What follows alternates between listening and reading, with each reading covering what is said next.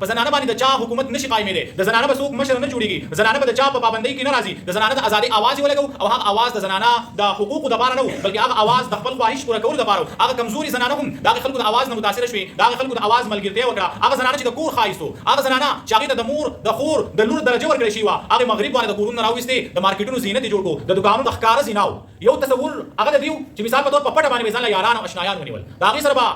سړی به ځان له به ښځه نیولې وه، د هغې سره به یې غلط تعلق ساتو، که ښځه وه ځان له به یې سړی ملګری نیولی و. نن سبا ورته ګرل فرینډ او بوای فرینډ دا چې ویل کېږي د هغه زمانې نه هم روان دي. نو اسلام دا ټول منع وکړي چې دا داسې به نه کوئ چې تاسو پیسې د دې لپاره ورکوئ چې د یوې میاشتې لپاره ورسره نکاح وکړئ، یا تاسو صرف د خپلې فایدې لپاره د څه وخت لپاره د خپل زړه د سکون حاصلولو لپاره خپل خواهش ختمولو لپاره چې د هغوی سره ښکاره بدکاري ونه کوئ، او نه داسې چې تاسو د هغوی سره په پټه باندې تعلقات جوړ کړئ. الله فرمایي دا خبرې به جایز نه وي. مبارک فرمایي زه ترغیب د دې خبرې در کوم تاسو چې کله د زنانه سره نکاح کوئ د هغې دینداري ته ګورئ، ځکه دینداري دا اصل شی دی چې کله په یوه زنانه کې دینداري دا زنانه به پاک لمني، د دې لمن به پاکوي، د دې اخلاق به ښیي، د دې کردار به ښیي، د دې گفتار به ښیي. ځکه اسلام چې د نکاح اجازت ورکړی دا یوازې د دې لپاره نه دی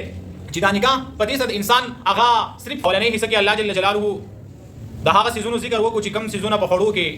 د مسلمانانو دپاره حلال کړی شوي دي. کله چې یو انسان حلال او پاک مال خوري د هغې اثر او برکت دا چې د دې انسان خېټه پاکېږي، او کله چې خېټه پاکه شي د انسان وجود ته کوم خوراک ځي د هغې خوراک نه وینه جوړېږي، غوښه جوړېږي، بیا د دغې خوراک په وجه د انسان په اخلاقو معاملاتو او کردار باندې ښه اثر پرېوځي، فطري خواهش پوره کېږي. بلکې اسلام چې د نکاح فلسفه پیش کړې ده او نظریه او فکر یې پیش کړی دی، په دې کې دا خبره هم بیانېږي چې د نکاح په ذریعې سره د انسانانو نسل دا باقي پاتې کېږي، د نکاح په ذریعې سره د انسانانو تحفظ کېږي. نو په دې وجه باندې اسلام د نکاح بهترین فکر پیش کړی. د اسلام په مقابله کې چې کوم مذهبونه دي لکه عیسایت دی، عیسایانو دا خبره وکړه چې کله چې یو سړی نکاح وکړي دا نکاح په روحاني ترقۍ کې رکاوټ جوړېږي، دا انسان رب ته نشي رسېدی. عیسایانو په ځان باندې نکاح حرام کړه او راهبان جوړ شو، درویشان جوړ شو، څه وخت پورې خو د الله عبادت وکړو، خو بیا د نفس نه مجبوره خواهشاتو راګیر کړل، او دغه خلک چې راهبان حسابېدل، هغه خلک چې دینداره حسابېدل، چې کله د نفس په هغه وسوسو کې رالل او په جنسي خواهشاتو کې رالل، نو خپلې عبادتخانې دا په ګناهونو سره پلیتې کړې. د دې په مقابله کې مغرب والا قوم دي، مغرب زده قومونه دي چې هغه خلکو دا نظریه پیش کړه چې زنانه آزاده ده. اوس د دې آیت کریمه په دې حصه کې الله جل جلاله د نکاح متعلق د هغه خبرو ذکر کوي چې کومې خبرې په نکاح کې حلال دي، د چا سره نکاح کول حلال دي. نو چې کله انسان په نکاح کې ځان د حرامو نه وساتي نو په دې سره د انسان باطن صفا کېږي، او یاد ساتئ چې کله د انسان باطن صفا شي بیا د انسان ظاهر په خپله باندې صفا کېږي، او چې کله ظاهر او باطن دواړه صفا شول دا انسان د الله په نسبت باندې ښایسته شو او ښکلی شو. الله جل جلاله مبارک نبی علیه السلام مبارک فرمایي الله جل جلاله په خپله باندې ډېر ښکلی دی، او الله پاک ښکلا خوښوي، ښایست خوښوي. اوس ښایست یوازې په کپړو سره نه راځي چې صرف ښایسته کپړې واغوستی شي یا واغوستی شي، بلکې ښایست په دې سره راځي چې د انسان ظاهر او باطن هغه د هر قسمه ګندګۍ نه پاک شي. اوس الله جل جلاله دلته کې د نکاح متعلق خبرې ذکر کوي. د مسلمان دپاره دا خبره جایز ده، دا خبر قرآن کې د هغې اجازت ورکړی شوی دی که دا مسلمان چېرته د کتابیۍ سره یعنې اهل کتابو کې چې کومې زنانه دي یعنې یهودیانې یا نصرانیانې که د هغوی سره نکاح کول غواړي نو الله جل جلاله فرمایي چې د دې اجازت ورکړی شوی دی. خو په نکاح کې د ټولو نه اهمه خبره دا ده چې کله یو انسان نکاح کوي نبي علیه السلام مبارک فرمایي نکاح د چا سره چې کولی کېږي پای کې څلور خبرو ته کتلی کېږي. حسن ته کتلی کېږي چې دا ښی زنانه د چا سره چې ښایست جوړ کړو، د ګاډو ښایست جوړ کړو، خلکو هغه زنانه په طور د سټپنۍ باندې استعمالول شروع کړو. یو وخت داسې راغی چې دغه د مغرب دا کمزوري زنانه هغو ته نه مقام او مرتبه د مور میلاو شوه، نه ورته مقام او مرتبه د خور میلاو شوه، نه ورته مقام او مرتبه د لور میلاو شوه. هغه مغرب والم حیران شو چې د دې فلسفې نه به واپس کېږو څنګه. اوس د دې ټولو خبرو حل په اسلام کې دی. اسلام د نکاح تصور ورکړو او په اسلام کې نکاح د یو ډېر لوی اهمیت حاصل دی، ځکه د نکاح په ذریعې سره د یو خاندان بنیاد ایښودی کېږي، د نکاح په ذریعې سره یو وران کور آبادولی کېږي، د نکاح په ذریعې سره یو معاشره قایمېږي، او بل دا الله جل جلاله په خپله باندې فرمایي چې دا نکاح دا د انسان دپاره د سکون سبب او ذریعه ده. اوس په نکاح سره یوازې جسماني سکون انسان ته نه حاصلېږي، بلکې د نکاح په ذریعې سره انسان ته ذهني سکون حاصلېږي، د نکاح په ذریعې سره انسان ته د زړه او د قلب سکون حاصلېږي. دا نکاح د اطمینان او د آرام سبب او ذریعه ده. نو الله جل جلاله فرمایي که تاسو نکاح کول غواړئ په نکاح کې به تاسو د دې خبرې خیال ساتئ چې د چا سره نکاح کوئ چې هغه لمنې د هغو پاکي پاک دامنه وي، په لمنو باندې صداق نه وي، ځکه چې کله په لمن باندې داغ ولګي یا بېدینه زنانه کور ته راوستی شي دا د کور مشره جوړه کړی شي نو دا خو د یو خاندان بنیاد کېښودی شو. اوس چې مور بېدینه ده نو یاد ساتئ بچي پخپله بېدینه جوړېږي. چې کله مور دینداري پلار دینداري د دې مور پلار دینداري په بچو کې اثر کوي، دا بچي د معاشرې د ټولو نه لوی خلک جوړېږي. تاسو یاد ساتئ چې په کوم کور کې ښځه خاوند جنګ او جګړې کوي، د ښځې خاوند مزاج سخت دي، غصې واري، د دې بچو ذهني سکون نه وي، په دې بچو کې غصه پرته وي، په دې بچو کې هغه نفرتونه پراته وي، په دې بچو کې هغه یره پرته وي. دا بچي د معاشرې ښه خلک نشي جوړېدی، دا بچي د معاشرې هغه لوی خلک نشي جوړېدی. نو دا مسلمانان ته په نکاح باندې وکړي د دې لپاره چې دا مسلمانان هغه عیسایان وګرځوي. او تاسو تاریخ ولټوئ د نن چې 200 کاله مخکې کوم خلک مغربي قومونو ته تللي، مغربي ملکونو ته تللي، که هغه عربو که عجمو چې مسلمانانو نن په هغو کې اسلام باقي نه دی پاتې شوی. دا د هغه خلکو محنتونه دي. نو که چېرته مثال په طور په دې زمانه کې ډېر زیات ضرورت نه وي د یهودیانو سره او د عیسایانو سره نکاح کول نه دي پکار. زمانه د عمر رضی الله تعالی عنه وه، حذیفه ابن الیمان رضی الله تعالی عنه دې مدائن ته ورسېد. هلته یو سورې مائده 5 نمبر آیت دی جی 5 نمبر آیت باقی حصہ. اعوذ باللہ من الشیطان الرجیم بسم الله الرحمن الرحيم والمحصنات من المؤمنات والمحصنات من الذين أوتوا الكتاب من قبلكم إذا آتيتموهن أجورهن محصنين غير مسافحين ولا متخذي أخدان ومن يكفر بالإيمان فقد حبط عمله وهو في الآخرة من الخاسرين. د سورہ مائده په 5 نمبر آیت کې د اسلام تاریخ دی مونږ ولټو یا د اسلام نه علاوه چې په دنیا کې کوم خلکو لوی کارنامې کړي مونږ د تاریخ ولټو دغه خلکو په شا باندې د مور مهنتونه دغه خلکو په شا باندې د مور خدمتونه د مور هغه تربیت او دعا ده نو چې کله مور صالحه دینداره او نیکي نو بیا دا کور هم نیک جوړیږي د دې کور د افراد هم دیندار جوړیږي ځکه د زنانو دینداری دا په بچو کې ښکاریږي د مور دینداری دا په بچو کې ښکاریږي لکه اسلام وایي چې کله یو ماشوم 2 کالو ته ورسیږي هغه ته تاسو د مانځه وینا شروع کړئ اوس چې ماشوم 2 کال ته ورسید په د باندې مونځ فرض نه دی خو د مونځ وینا چې ورته کېږي د بلوغ زمانې ته رسي تقریبا کم سے کم 15,000 پیری به د مور پلار د دې بچي په مخ کې مونځ کړی که الګ دی پلار به ځان سره جمعات ته راولي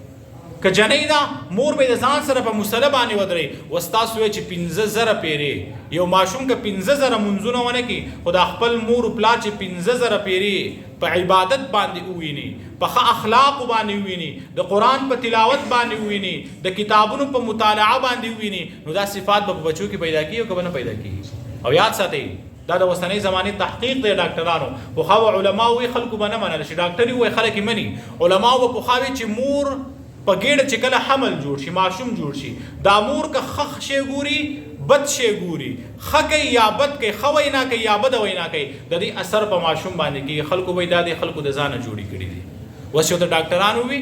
چې ماشوم په ګېډه باندې جوړ شي حمل راشي دا مور که د ټي وي په سکرین باندې ناکاره څیزونه ګوري د هغه څیز اثر په ماشوم باندې کېږي که ښه څیزونه ګوري د هغې اثر په ماشوم باندې کېږي د مور په ګېډه باندې حمل جوړ شو دا مور چې د قرآن تلاوت کوي د دې بچي دا بچی د مور په ګېډه کې دی خو دا مور چې د قرآن دا تلاوت کوي دا تلاوت په دې بچي باندې اثر کوي د مور دا دینداری په دې بچو باندې اثر کوي نو الله جل جلاله فرمایي والمحصنات او حلال دي ستاسو د پاره محصنات پاکو لمنو واله ته ویل کېږي چې دا هغو لمنې څه جي پاکي الله فرمایي تاسو خو به نکاح کوئ ځکه دا ستاسو فطري ضرورت دی او دا نکاح د اسلام او د شریعت حکم دی ځکه نبی علیه السلام مبارک فرمایي النکاح من سنتي چې نکاح دا زما د سنتو نه دی نکاح د ټولو انبیاو سنت دی نو الله فرمایي نکاح خو به کوئ خو والمحصنات او حلال دي ستاسو د پاره هغه پاکو لمنو واله من المؤمنات هغه مؤمنان ښځې بیا والمحصنات او پاکو لمن والا من الذين دا هغه کسانو نه اوتل کتابا چې ورکړی شوی دی ورته کتاب من قبلکم مخکې ستاسو نه یعنې د مسلمانانو نه مخکې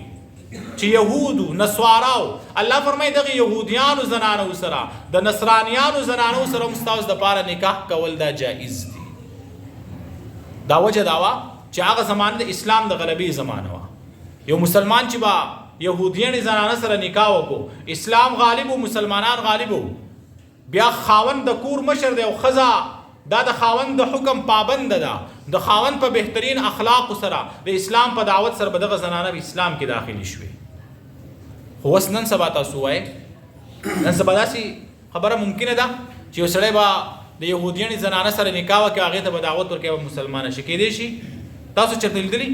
تاسو لیدلي چې عیسایانې زنانه سره مسلمان نکاح کړی یو هغه یې مسلمانه کړي داسې ډېرې کمې دي او یاد ساتئ د یهودیانو نه بیا عیسایان ډېر خطرناک دي عیسایان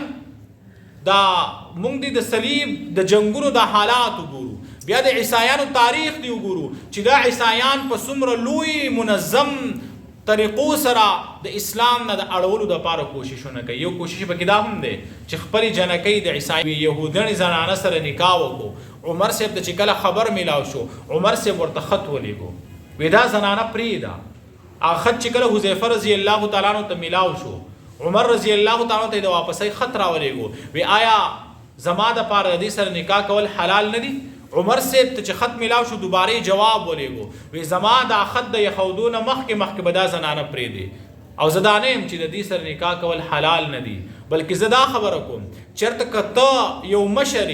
یو مقتدای تا د دې زنانه سره یهودیانې زنانه سره نکاح وکړو، دا زنانه دا یهودیان او عیسایان دا د حیا او د عزت خیال نه ساتي، دا د خپلې پاکۍ خیال نه ساتي. که د دې سره تا نکاح وکړو، خلک به تا ته وګوري د دې یهودیانو سره به نکاح شروع کړي، د عیسایانو زنانو سره به نکاحونه شروع کړي. دا زنانه چې کله زمونږ کورونو ته راورنوځي، د دې زنانو په راننوتو سره به زمونږ په کورونو کې بېحیایي خوره شي. او بل دا هم دی چې دا زنانه په حسن کې ډېرې دي، د دوی ښایست ډېر دی، بیا به زمونږ دا زنانه چې کومې مسلمانانې دي خلک به د دوی سره نکاحونه نه کوي، او چې کله د مسلمانانو د زنانو سره نکاحونه پرېښودی شو، دا به د مسلمانانو دپاره یو لوی مصیبت جوړ شي. او تاسو نه ګورئ که نه، هغه سړی خواهش کوي که نه کوي چې ما د امریکې د جنۍ سره نکاح وکړی، ما د یهودیانو د جنکو سره نکاح وکړی. ولې؟ مقصد دین دی که دنیا ده؟ دنیا ده، د دنیا حصول دی. نو عمر صاحب په هغه زمانه کې قول دا کړی چې د دوی سره نکاح مه کوئ، ځکه د دوی په ذریعې سره به زمونږ کورونو ته بېحایي راورنوځي، د دوی په نکاحونو په ذریعې سره به زمونږ زنانه په کورونو باندې پاتې شي، د هغو د نکاحونو بندوبست به بیا نه کېږي. او بل دا خو د اسلام د غلبې زمانه نه ده، زمونږ دا ګورئ دا د اسلام د مغلوبه کېدو زمانه ده. په دې زمانه کې په سوونو واقعات داسې دي چې کومو مسلمانانو د عیسایانو سره نکاحونه کړي یا کوم مسلمانانو د یهودیانو زنانو سره نکاحونه کړي، هغه مسلمانانو سره یا عیسایان شي دي یا یهودیان شي دي. که دې مسلمان خپل ایمان بچ ساتلی دی، خو د دې مسلمان نه چې کوم بچي پیدا شوي دي هغه بچي یهودیان او عیسایان دي. نو الله جل جلاله اجازت ورکړی دی. څه کړی شي؟ اجازت یې ورکړی دی، خو حالاتو ته به اوس څه کول غواړي جي؟ که ته غواړي چې آیا په دې حالاتو کې موږ له څه پکار دی؟ امام محمد رحم الله فرمایي چې موږ هم د عمر صاحب په دې قول باندې عمل کوو چې حالاتو ته دې وکتلی شي، د حالاتو اندازه دې واغستی شي چې آیا د دې زنانو سره په نکاح کولو سره خو به زموږ دین نه خرابېږي، زموږ د بچو بېدیني، زموږ بچي خو به بېدینه نه جوړېږي، زموږ معاشره خو به تباهۍ او بربادۍ طرف ته نه ځي. نو چې حالاتو ته وکتلی شي نو یقینا خبره هم دقه ده. او بیا په دې زمانه کې عیسایان دا ګورې عیسایان نه دي پاتې شي، یاد ساتئ. په دې زمانه کې عیسایان دا ملحدین دي چې هغه نه خدای مني، نه کتاب مني، نه قیامت مني، هیڅ شی هم نه مني، هغه د ټولو خبرو نه انکار کوي. نو چې کله ملحد شو نو بیا خو سره نکاح کول بالکل جایز دی. او زموږ بعضې خلک چې بهر ملکونو ته لاړ شي، دغه مغربي ملکونو ته لاړ شي، بیا اکثر د کافرانو زنانو سره هم نکاح کوي. د هیڅ یو مسلمان دپاره قرآن کې الله واضح فرمایلی، د هیڅ یو مسلمان دپاره د کافر زنانه سره نکاح کول جایز دی تر هغه وخت پورې چې دا کافر په ایمان کې نه داخل شي، د کافر ایمان نه راوړي. اوس خلک د هندوانو د زنانو سره نکاح کوي، د بدمتو سره کوي، یا مثال په طور د هغه خلکو سره کوي چې هغه د اور عبادت کوي. اهل کتاب دوه قسمه خلک حسابېږي، یهودیان او څه شی دي؟ عیسایان. د دې یهود او عیسایان نه علاوه چې څومره دي، کاغه هندوان دي، آتش پرستی، بت پرستی، دا ټول په غیر مسلمو کې داخل دي، دا ټول کافران دي. د دې ټولو کې د هیڅ چا سره نکاح نه کېږي، دا نکاح کول ورسره حرام دي. خو زموږ خلک د خپلې دنیایي فایدې دپاره هندوانو سره نکاح وکړي، دی مسلمان او ښځه هنده وایي، حالانکې دا جایز نه دي. ګورئ دا بالکل ناجایز دي. نو الله جل جلاله فرمایي چې کله تاسو نکاح کوئ نو په نکاح کې به د څه خبرې خیال ساتئ جي؟ د پاک دامنۍ خیال به ساتئ. او بیا الله فرمایي چې کله تاسو د دوی سره نکاح وکړو، اذا آتیتموهن اجورهن، چې کله ورکوئ تاسو هغوی ته مهرونه د هغوی، محسنین خو په قید د نکاح راوستونکي به یې، په دې قید سره چې تاسو به دا زنانه په نکاح کې راولئ، د دې دپاره نه. په هغه زمانه کې هم چې کومه زمانه د جاهلیت وه، یو تصور د نکاح، یو تصور، بلکې دریم لا چې هغه د نکاح ده. الله فرمایي تاسو به نکاح طرف ته تګ کوئ. نو هغه زمانه کې به هم داسې وه چې یا خو به ښکاره څه کېده جي؟ زنا به کېده، یا به داسې چې ښکاره نه بلکې ځان له به یې ملګری جوړ کړه. خلکو ته وپته و چې دا جنۍ د پلانکي سړي ملګري ده او دا پلانکي سړي سره د پلانکي جنۍ تعلق دی، خو دا خبره به یې نه خوروله او دا به دې خلکو ته شرافت ښکارېدو چې موږ د یو بل سره خپله یارانه ساتو، تعلق ساتو، اشنایي ساتو. الله جل جلاله په هغه ټولو خبرو باندې رد وکړو. او نن سبا حالاتو ته وګورئ، نن سبا بعضې ملکونه داسې دي چې په هغې کې باقاعده د زنا دپاره لایسنس میلاویږي او په دغه زنا کې دغه زناکار چې لایسنس ورته ورکړی شي حکومت ته پیسې داخلوي، خلک راځي خپل خواهش پوره کوي او په حرامه طریقه باندې خپل مخ توري، د الله خلاف کوي، د الله جل جلاله د قانون خلاف بغاوت کوي او په دې کې مسلمانانو هم شریک دي. او بیا لا راشه نن سبا کالجونو ته یونیورسټیانو ته چې هلته کې مخلوط نظام تعلیم دی، الکان او جنکۍ یو ځای کینی، که هغه پښتانه دي او که غیر پښتانه دي، په هغې کې وس د الک د جنۍ سره ملګرتیا د جنۍ د الک سره ملګرتیا. الله جل جلاله په دې ټولو خبرو باندې رد چې داسې به نه کوئ،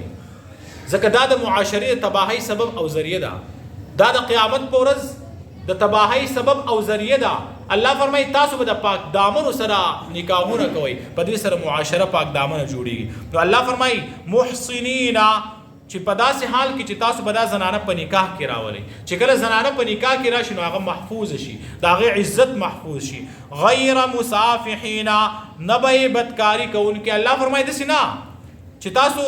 ښکاره بدکاري کوئ، نه زنا به نه کوئ بلکې نکاح به کوئ. ولا متخذي اخدان، او نه به په پټه سره اشنایان نیونکي یئ، داسې به هم نه کوئ چې په پټه یو ځان له اشنایان نیولي. تاسو یقین وکړئ د قرآن دا جمله نه، دا آیت دا ځای نه دی جي، دا د دې زمانې باره کې هم بهترین تعلیم دی چې ګورې احتیاط به کوئ، که نه وس څوک د یو بل نه خبرېږي جي الله وایي ګوره زه یو په سر یم، زه در نه خبر یم. احتیاط به کوئ، ژوند به پاک تېروئ، په ژوند کې به ځان د ګناهونو نه ساتئ، د الله یره به ځان ته مخې ته کوئ، په بهترین طریقې سره الله فرمایي ژوند به تېروئ. ولا متخذي اخدان، او نو په پټه سره اشنایان نیونکي یئ. ومن یکفر، او څوک چې منکر شي بالایمان، د ایمان نه، د مرتد حکم الله ذکر کوي. مثال په طور په قیامت باندې ایمان راوړل دا فرض دي، په الله باندې ایمان راوړل فرض دي، په کتابونو باندې، په فرشتو باندې. یو سړي په دې ټولو خبرو باندې ایمان راوړی او ناڅاپه یوه خبره هم نه منم. الله چې کوم حلال کړي هغه حلال نه منم او الله چې کوم حرام کړي هغه حرام نه منم. لہذا زه د اسلام د حدودو نه بهر یم. نو الله فرمایي ومن یکفر، او څوک چې منکر شي بالایمان، د ایمان نه، فقد حبط عمله، نو یقینا خبردار ده الله فرمایي چې برباد شو عمل ده. د چې کوم عمل کړي، که حجونه یې کړي هغه حجونه برباد، که زکاتونه یې ورکړي هغه زکاتونه برباد، که منځونه یې کړي هغه منځونه برباد، که روجي یې نیولې الله فرمایي هغه روجي برباد، د سره هیڅ عمل باقي پاتې نشو. او د مرتد په باره کې حکم دا دی که چېرته مسلمان دی دی مرتد شي او دی یهودي جوړ شي یا نصراني جوړ شي یا زنانه ده دی دا مرتد شوه، یهودیانه شوه یا نصراني شوه، نو بیا ورسره ګورې نکاح بالکل نه دی جایز، ځکه د مرتد حکم دا دی چې دی به څه کولی کېږي، قتلولی کېږي به. وهو فی الآخرة، الله فرمایي او دی به په آخرت کې من الخاسرین، د تاوانیانو نه بیا ته ورکېږي. والمحصنات، او حلال دي ستاسو دپاره من المؤمنات، هغه پاکو لمنو والا مؤمنان ښځې. والمحصنات، او پاکو لمنو والا من الذین، د هغې کسان نه اوتو الکتابه چې ورکړی شوی دی ورته کتاب، من قبلکم مخکې ستاسو نه. پرون تاسو ته ویلي چې د اهل کتابو نه مراد یهود او نصارا دي، نور قومونه پکې نه دي. اذا آتیتموهن، چې کله ورکوئ تاسو هغوی ته اجورهن، مهرونه د هغوی، محسنین، په داسې حال کې چې په نکاح کې راوستونکي به یې تاسو، غیر مسافحین، نه به یې بدکاري کوونکي، ولا متخذي اخدان، او نو په پټه سره اشنایان نیونکي یې. ومن یکفر، او څوک چې انکار وکړي یعنې منکر شي بالایمان، د ایمان نه، یعنې مرتد وګرځي، فقد حبط، نو بېشکه یقینا برباد شو عمله، عمل ده، وهو فی الآخرة، او دی په آخرت کې من الخاسرین، د تاوانیانو نه وي. سبق واړوئ.